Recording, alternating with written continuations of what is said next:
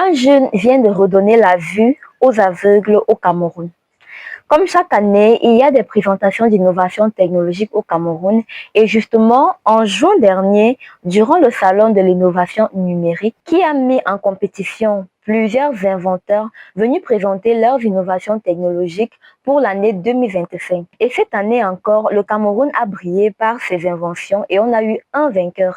Il s'agit du jeune Manfred Assa Aga, âgé de 18 ans, diplômé de l'Institut Polytechnique de Douala, qui nous vient du nord-ouest du Cameroun. Ce jeune a créé un prototype de lunettes intelligentes destinées aux personnes malvoyantes. Cette invention détecte les différents obstacles dans la maison et alerte l'utilisateur en temps réel grâce à des capteurs intégrés. Durant cette cérémonie, son invention a reçu le prix spécial du président de la République, une enveloppe de 10 millions de francs CFA avec le soutien du ministère des Postes et des Télécommunications, de quelques matériels et ainsi qu'une formation à l'appui. Selon les ambitions du jeune Camerounais, il aimerait intégrer l'intelligence artificielle à ses lunettes intelligentes et par la longue créer une start-up justement axée sur l'intelligence artificielle et sur d'autres inventions du même genre afin de répondre efficacement aux besoins des Camerounais. Avec plus de 6000 malvoyants enregistrés au Cameroun,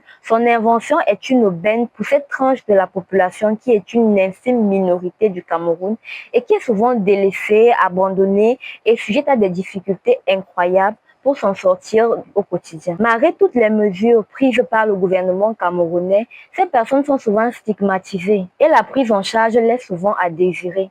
On peut citer quelques exemples des mesures prises par le gouvernement camerounais. Dans le cadre législatif, par exemple, on a l'attribution d'allocations d'invalidité, la prise en charge médicale, une subvention accordée au matériel de rééducation fonctionnelle, une assistance à l'évacuation sanitaire à l'étranger. Nous avons également des structures inclusives dans le domaine de l'éducation, de la santé, du sport et bien d'autres. Ces mesures-là, malheureusement, ne sont pas toujours effectives sur le terrain.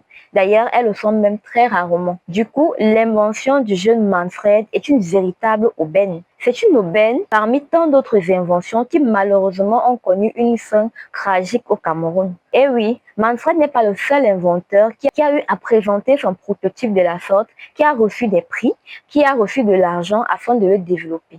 Il y en a eu beaucoup d'autres. Je m'en vais ici vous citer 10 inventions. La première invention est le cardiopad d'Arthur Van, qui est une tablette tactile capable d'envoyer des données ECG à un spécialiste. Il s'agissait d'une tablette conçue pour des zones rurales. Malgré les récompenses prestigieuses que ce dernier a eu à remporter, que ce soit au Cameroun ou partout un peu en Afrique, uniquement 53 unités ont pu être vendues fin 2016 au Gabon, au Népal et en Inde. La deuxième invention est la couveuse solaire de Moifo Stafo, inventée pour pérenniser les soins néonataux dans les régions à faible accès à l'électricité.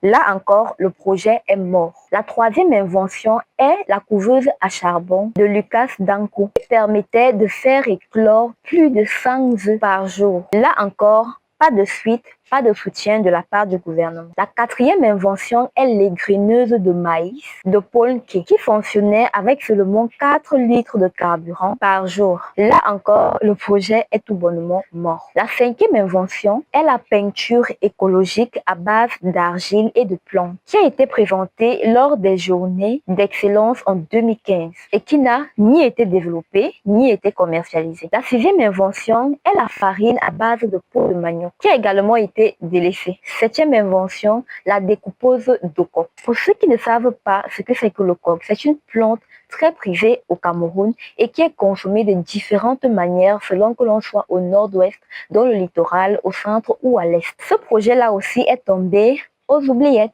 La huitième invention est la cafetière de 300 tasses. C'est une invention utile pour de grands événements qui est demeurée au stade expérimental et dont on n'en parle plus. La neuvième invention est le ciment écologique à base de latérite. C'est une alternative qui aurait beaucoup aidé dans le domaine du BTP, mais qui n'a pas été développée. Et enfin, la 10e invention, le Jack TV Guard, qui était un dispositif permettant de protéger les appareils électroniques contre la foudre. Mais ce projet-là non plus n'a pas reçu assez de financement et d'accompagnement pour être développé à l'échelle ne serait-ce que nationale. C'est bien beau de faire des concours pareils et de mettre en lumière les jeunes talents camerounais. C'est bien beau de donner de l'argent à ces jeunes Camerounais-là afin de poursuivre leurs rêves, mais c'est mieux un encadrement institutionnel permettant à nos jeunes de véritablement se déployer. Un encadrement institutionnel, juridique, financier permettrait de mieux valoriser nos jeunes talents. L'État a la possibilité et le pouvoir de mettre en réseau ces jeunes gens avec des institutions partout dans le monde entier et même des investisseurs privés pour financer de tels projets. L'État en a le pouvoir mais ne fait absolument rien. Nous avons des textes qui permettent d'encadrer ces jeunes talents, mais nous ne les mettons pas en valeur. La valorisation médiatique également n'est pas en reste, car c'est un point très important et très utile pour faire connaître nos jeunes talents au niveau de l'international. Il faudrait donc promouvoir ces inventeurs en participant aux grands événements internationaux tels que le CES de Las Vegas, Vivatech de Paris et le GITEX de Dubaï. Nous sommes fatigués de voir nos jeunes innovateurs mourir. La jeunesse est en perte de repères. Les seuls exemples que notre société a sont des femmes qui dansent nues sur la toile, des hommes qui volent le bien public et qui s'en vantent. En mettant en avant nos génies, nous encourageons la jeunesse à améliorer ses compétences au quotidien comme partout ailleurs.